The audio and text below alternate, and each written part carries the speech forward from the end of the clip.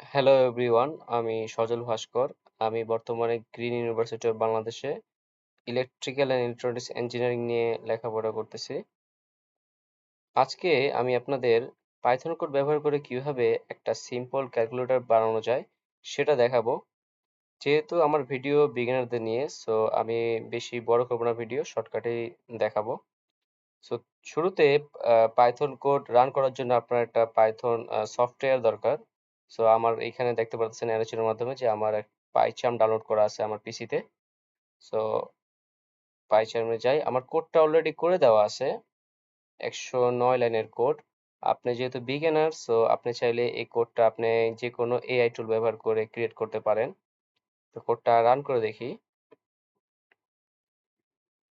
88 into 6 দেখতে পারতেছেন ক্যালকুলেটরটা ডিসপ্লেতে আসছে, এবং মাল্টিপ্লাই করি, ডিভাইড করি, +6 মাইনাস। তো দেখতে পারতেছেন যে আমাদের ক্যালকুলেটর কত সুন্দর স্মুথলি রান করতেছে, জাস্ট কোড ব্যবহার করে, পাইথন কোড ব্যবহার করে এই ক্যালকুলেটরটা বানানো।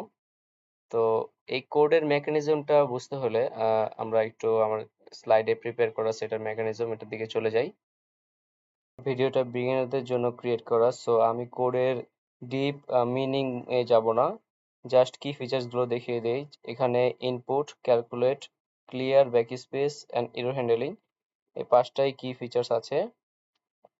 এন্ড এই হলো আমাদের code, step by step: calculate display, basic functions, calculate logic, then error handling, button layout, creating the buttons, clear and backspace. এই কয়টাই আমাদের এই 8টাই আমাদের ধাপ। And how the calculator works, আমাদের ক্যালকুলেটর কিভাবে কাজ করে।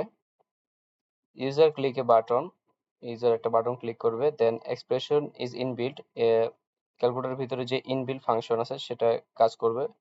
দেন সিম্বলস আর কনভার্টেড, দেন